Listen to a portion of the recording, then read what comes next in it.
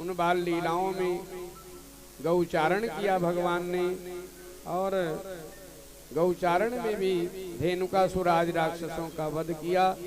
एक दिन भगवान गाय चराने के लिए गए तो एक राक्षस अजगर का रूप धारण करके आया और अपने मुंह को खूब फैला लिया। इतना बड़ा मुंह कर लिया कि जैसे लगा किसी पहाड़ का कंदरा है।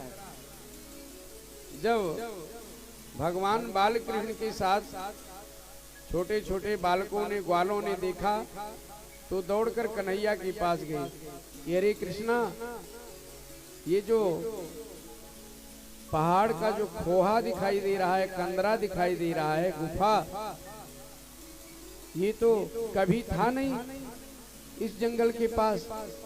भगवान तो जान गए ये तो कोई राक्षस है, लेकिन वे जो बालक थे वे कौतूहल बस उसको देखने के लिए दन से भाग गए और आगे जाकर देखा तो जो अजगर था उसने अपनी जिह्वा को, बहुत बड़ी जिह्वा को निकाल रखा था, दूर तक कई मीटर तक उसकी जिह्वा थी। जब बालक वहां पहुंचे तो उन्होंने देखा कि ये तो गुफा में जाने के लिए बहुत सुंदर सड़क बना हुआ है।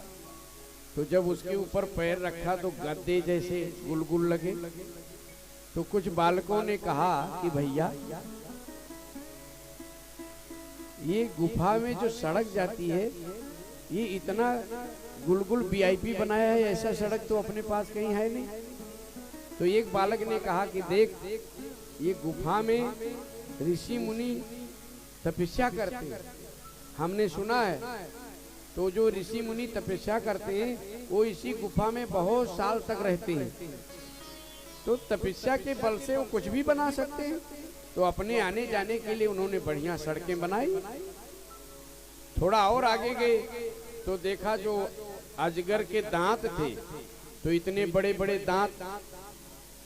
अब जब दांत को देखा तो कहा भैया ये सड़क तो है, लेकिन ये सड़क के किनारे ये बड़ा बड़ा खूंटा काहे को गड़ा है।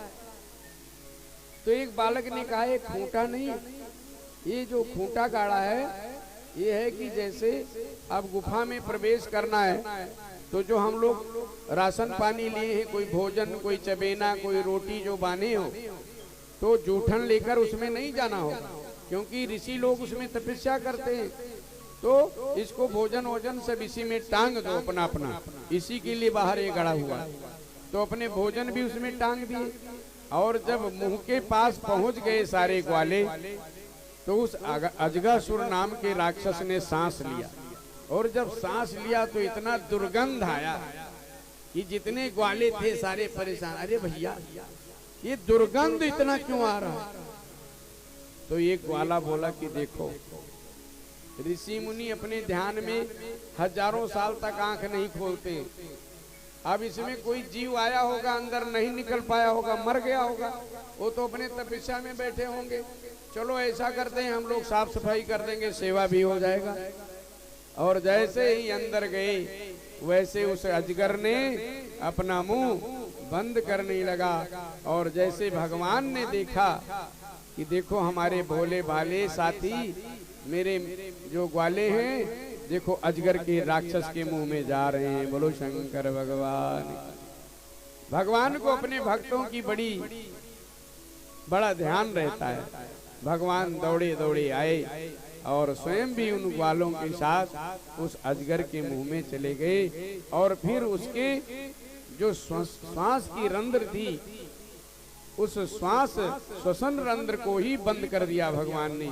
फिर अपनी पीड़ा से श्वास ना ले पाने से छटपटाने लगा, और फिर भगवान ने उसका मर्दन कर दिया, वध कर दिया, और उस अजगर का भी उद्धार कर दिया। बोलिए भक्त वत्सल भगवान की जय हो। ऐसे ही भगवान ने अनेक राक्षसों का संहार किया। एक दिन दिवाली के दिन घर में पकवान बन रहे थे। कन्हैया ने पूछा कि मैया, आज सबके घर में पकवान बन रहे हैं, आज क्या है नगर में? यशोदा मैया ने कहा कि आज गोवर्धन जी का पूजा होगा, तो सब घर में पकवान बन रहे हैं, तो हमें भी खिलाओ कुछ। अब जैसे ही माताएं कुछ पकवान बनाती हैं तो बालक उनके पास आ जाते हैं आगे पीछे की कुछ हम खाने को मिलेगा। तो यशोदा मैया ने कहा लाला आज कुछ खाने को नहीं मिलेगा। क्यों? क्योंकि आज देवता का पूजा है, जब तक देवता का पूजा नहीं होगा तब तक कुछ खाने को नहीं मिलेगा, जब भोग लगेगा तो मिलेगा। भगवान नंद बाबा के पास गए और नंद बाबा से कहने लगे बाबा घर में पकवान बन रहे हैं लेकिन मैया खाने को नहीं दे रही है। नंद बाबा ने कहा देखो बेटा आज गोवर्धन जी का आज इंद्र का पूजा होगा, देवराज इंद्र का पूजा करेंगे, उसके बाद में भोजन मिलेगा, प्रसाद मिलेगा। तो कन्हैया ने कहा कि बाबा हम लोग इंद्र की पूजा क्यों